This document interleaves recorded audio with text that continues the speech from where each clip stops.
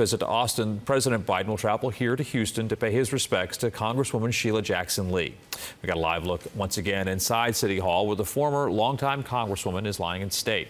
The 74-year-old died July 19th after battling pancreatic cancer. ABC 13's Brandon Hamilton reports on how she's being remembered.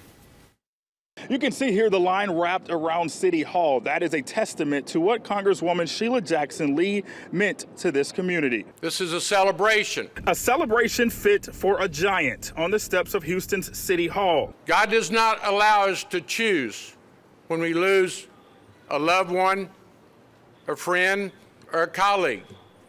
But He does allow us to celebrate their life and pay our respect and honor them. Hundreds coming out Monday morning to honor the life of Congresswoman Sheila Jackson Lee and her decades of service.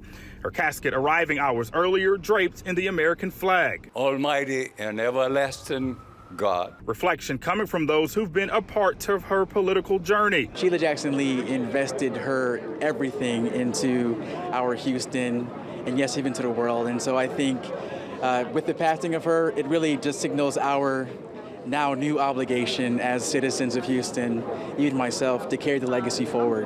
We must honor this flag at all times. Congresswoman Sheila Jackson Lee, seen here speaking on Memorial Day, just a week before revealing she'd been diagnosed with pancreatic cancer.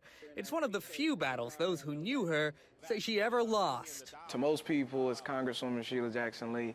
To me, it is Auntie Sheila. Lawrence Bell has known the Congresswoman his entire life. She and his mother were in the same sorority, and he spent much of his childhood campaigning for her re-election to Congress. If I could mesh together Dr. X and Magneto and Superman and Batman and Wonder Woman all into one, you get Sheila.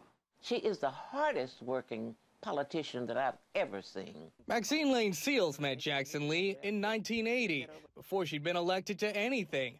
Her first 3 bids for judge failed before being appointed a municipal judge in 1987, and then winning an at-large position on Houston City Council in 1989. That we have to overcome. Making her Houston's first African-American woman to hold a citywide office. She was my first client. UH political science professor Nancy Sims advised Jackson Lee during that council race. She hired me because the quote-unquote guys wouldn't work for her. And there weren't a lot of options.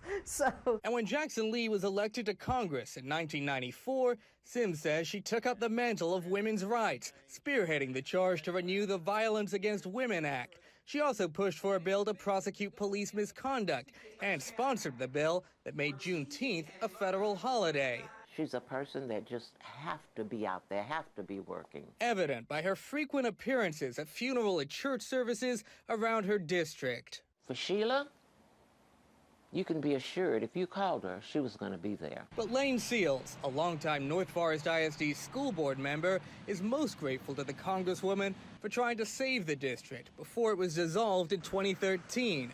Sheila was the only, I want to say that loud, only elected official that stood tall and stood with this community.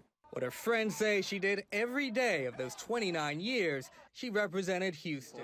To her sorority sisters of Alpha Kappa Alpha. Sheila Jackson Lee was a milestone for all of us that grew up, and being an Alpha Kappa Alpha woman, she wore the title very well. The sentiment from everyone, because she gave so much to Houston, being here to honor her life was the least they could do. Congresswoman Sheila Jackson Lee will lie in state here inside the rotunda until 7 this evening.